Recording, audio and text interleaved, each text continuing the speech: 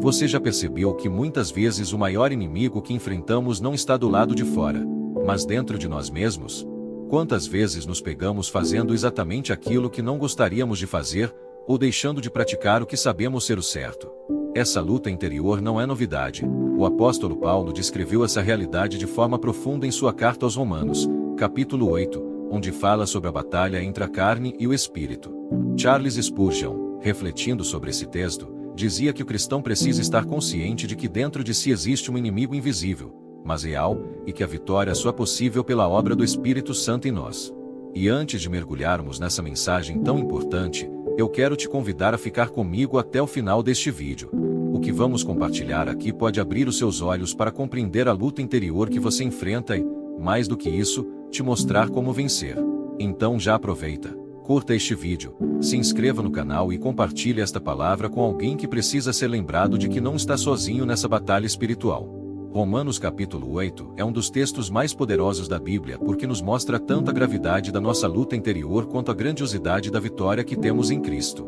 Paulo fala da lei do pecado que habita em nossos membros, uma força que nos arrasta para longe de Deus, mas também apresenta a lei do Espírito da vida, que nos liberta em Jesus Cristo.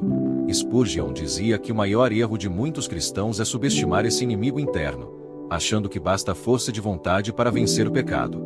A realidade é que a carne é mais forte do que nossa determinação, mas nunca mais forte do que o Espírito Santo. O inimigo dentro de nós se manifesta de diversas formas. Ele aparece como orgulho, como inveja, como desejos desordenados, como preguiça espiritual, como ira ou amargura. Ele não é uma figura externa, mas a inclinação pecaminosa que herdamos desde a queda. Essa inclinação nos leva a buscar satisfação longe de Deus, tentando preencher o coração com aquilo que nunca sacia. Spurgeon advertia que o cristão precisa estar em constante vigilância, porque a carne nunca se converte, ela sempre será inclinada ao pecado. A diferença é que agora temos o Espírito, que nos capacita a dizer não às paixões da carne. Paulo descreve esse conflito de forma intensa em Romanos capítulo 7, quando confessa que não faz o bem que gostaria, mas pratica o mal que não deseja. No capítulo 8, ele apresenta a resposta: não há condenação para os que estão em Cristo Jesus, porque a lei do Espírito da vida nos libertou da lei do pecado e da morte. Isso significa que o inimigo dentro de nós não tem a palavra final. Spurgeon dizia que, embora a luta seja real, a vitória já foi conquistada por Cristo, e agora precisamos viver nessa realidade. Essa luta interior é algo que todos os cristãos enfrentam. Não importa quão espiritual alguém pareça, ninguém está isento dessa batalha. Na verdade, quanto mais nos aproximamos de Deus, mais percebemos a intensidade dessa guerra. O Espírito nos convence do pecado e nos chama para uma vida de santidade, mas a carne resiste. Esse conflito pode gerar frustração, mas também é a prova de que o Espírito está agindo. Spurgeon afirmava que quem não sente essa luta provavelmente já se rendeu à carne sem perceber. O verdadeiro cristão é aquele que luta, mesmo quando cai, porque o Espírito não o deixa acomodado no pecado. Na prática, como podemos enfrentar esse inimigo dentro de nós? O primeiro passo é reconhecer sua existência. Muitos se enganam achando que o pecado é apenas um ato isolado, mas ele é também uma inclinação, uma tendência constante do coração. Quando reconhecemos isso, paramos de confiar em nós mesmos e passamos a depender mais de Deus. O segundo passo é viver em comunhão com o Espírito. Paulo diz em Romanos 8 que se vivermos segundo a carne, morreremos. Mas se pelo Espírito mortificarmos as obras do corpo, viveremos. Isso significa buscar diariamente a direção do Espírito por meio da oração, da palavra e da obediência. Spurgeon dizia que a santificação não é um processo passivo, mas uma guerra diária. Não vencemos o inimigo dentro de nós com desculpas ou com justificativas, mas com armas espirituais. A oração é uma dessas armas poderosas. Quando dobramos os joelhos, admitimos nossa fraqueza e nos abrimos para a força de Deus. Outra arma é a palavra de Deus, que nos lembra quem somos em Cristo e nos dá discernimento para resistir às tentações. O louvor e a comunhão com os irmãos também são instrumentos que fortalecem a alma contra os ataques da carne. Um dos grandes enganos é achar que podemos negociar com o pecado. Spurgeon advertia que o pecado é como um inimigo que, se alimentado, cresce e domina. A única forma de vencê-lo é mortificá-lo pelo Espírito. Isso não significa que nunca mais seremos tentados, mas que não precisamos ser escravos dessas tentações. O Espírito nos dá poder para resistir, e cada vitória fortalece nossa fé. Talvez você se veja em meio a essa batalha e pense: será que um dia vou conseguir vencer esse inimigo dentro de mim? A resposta é sim, mas não pela sua força, e sim pela força de Cristo em você. Paulo declara que em todas estas coisas somos mais do que vencedores por aquele que nos amou. Isso significa que a vitória já foi conquistada, e agora estamos aprendendo a viver dentro dela. A luta continua, mas não lutamos sozinhos.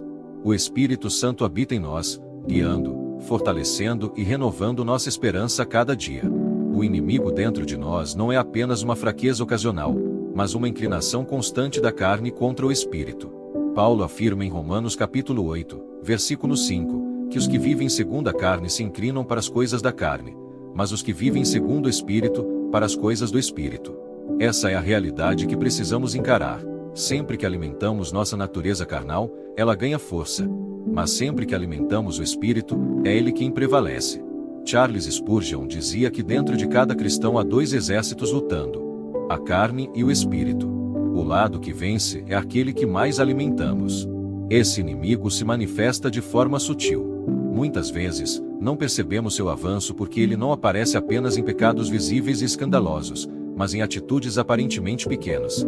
Uma palavra de vaidade, um pensamento de inveja, um desejo de autopromoção, uma semente de rancor. A carne não precisa se mostrar de forma explícita para derrubar. Basta que vá ganhando espaço aos poucos. Spurgeon alertava que o pecado é como uma faísca em campo seco. Se não for apagado imediatamente, logo se tornará um incêndio incontrolável. Mas a boa notícia é que o Espírito Santo habita em nós para nos dar poder de resistir. Paulo escreve que se pelo Espírito mortificardes as obras do corpo, vivereis. Isso significa que não precisamos mais ser escravos da carne.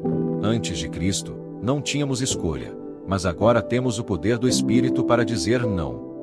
Spurgeon dizia que a santidade não é apenas fugir do pecado, mas viver cheio do Espírito, de tal forma que não sobe espaço para a carne dominar. Uma das estratégias mais eficazes do inimigo dentro de nós é nos convencer de que estamos sozinhos nessa luta. Ele sussurra que somos fracos demais, que já caímos tantas vezes que não há mais esperança. Mas Paulo nos lembra, em Romanos 8, que nenhuma condenação há para os que estão em Cristo Jesus. Essa é uma das maiores armas contra a acusação: saber que já fomos justificados. O inimigo dentro de nós pode nos tentar, mas não pode nos condenar, porque Cristo já pagou o preço por nós. Essa verdade traz liberdade. Não precisamos viver debaixo do peso da culpa, mas podemos viver na alegria da graça. Isso não significa que ignoramos o pecado, mas que enfrentamos a luta com a certeza de que não somos derrotados. Spurgeon lembrava que a diferença entre o cristão e o incrédulo não é que um nunca cai e o outro sempre cai, mas que o cristão, quando cai, se levanta pelo poder do Espírito e continua lutando. A batalha contra o inimigo interior também nos ensina a depender mais de Deus. Cada vez que tentamos lutar sozinhos, fracassamos. Mas cada vez que nos rendemos ao Espírito, experimentamos vitória. Essa rendição não é passividade, mas cooperação.